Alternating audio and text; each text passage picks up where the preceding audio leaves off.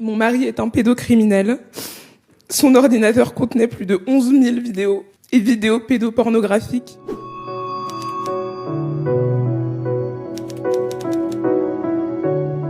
Lettre 473, appel des 500 mamans contre l'impunité de l'inceste paternel. Cher juge, je vous écris pour vous dire la vérité qui fait mal. Mon mari est un pédocriminel. Son ordinateur contenait plus de 11 000 vidéos et vidéos pédopornographiques, des documents insoutenables montrant des viols d'enfants âgés de 2 ans à 14 ans. Il a avoué se masturber devant ces horreurs depuis qu'il avait 14 ans. Mon fils m'a révélé que son père le violait.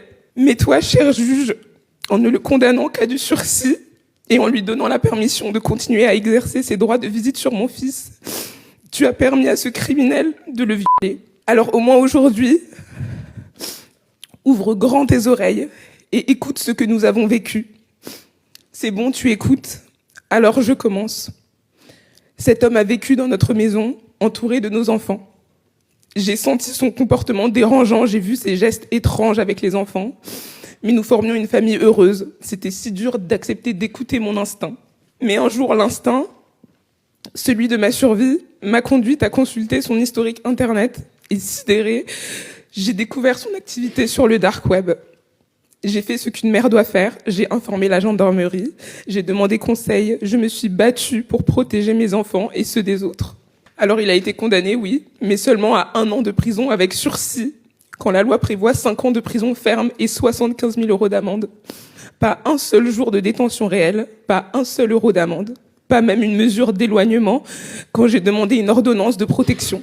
On m'a répondu qu'il n'était pas passé à l'acte, pas contre mes enfants, pas contre moi, pas à ce moment-là. Alors j'ai agi.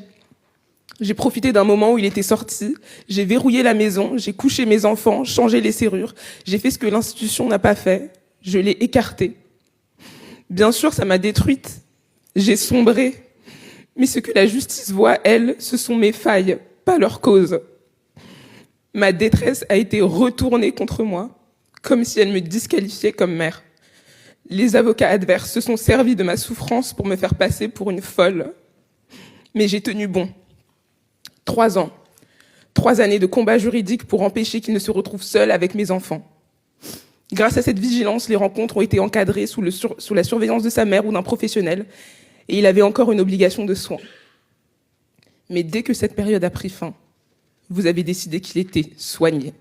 Et vous lui avez rendu un droit d'hébergement, un week-end sur 2, la moitié des vacances, seul avec nos enfants, sans tiers. Et moi, j'étais censée les lui remettre, comme si tout ça n'avait jamais eu lieu, comme si ces milliers de fichiers ne suffisaient pas. Mais j'ai refusé, à moins qu'un tiers ne soit présent. D'où ces premières plaintes pour non-représentation d'enfants. En juillet, il avait prévu de partir 2 semaines avec les enfants en camping. Comme il s'était engagé par écrit que sa mère serait présente durant ces 2 semaines, j'ai accepté la peur au ventre.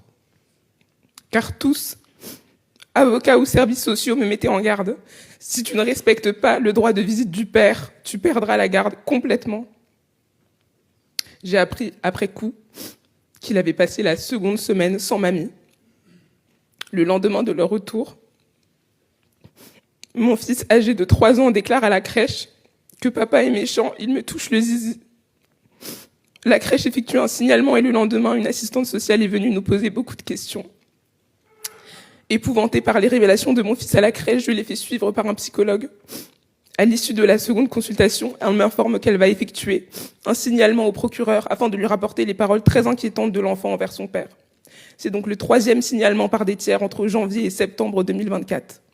J'ai porté plainte, mais cher juge, je suis légalement obligée de remettre les enfants à leur père en attendant la prochaine audience, fixée en urgence, au 15 octobre, alors que nous te l'avions demandé au mois d'août. Un vendredi, le papa s'est rendu à l'école avant moi et muni de ton jugement, lui donnant le droit de garde, les maîtresses l'ont laissé partir avec les enfants contre ma volonté. Les gendarmes n'ont pas pu intervenir à cause de ce même jugement. Les enfants ont donc passé un nouveau week-end seuls avec leur père. Tu m'écoutes encore, cher juge ? Je termine. Sache que tu m'as fait perdre confiance dans la justice de ce pays. Je croyais qu'elle protégeait les enfants, Ça ne me fait pas plaisir de violer la loi, mais je préfère cela au viol de mes enfants.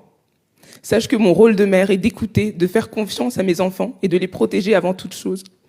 Sache que je suis fâchée, écœurée et épuisée de devoir me battre depuis plus de 3 ans pour que mes enfants puissent être protégés contre tous ces autres adultes censés veiller sur eux.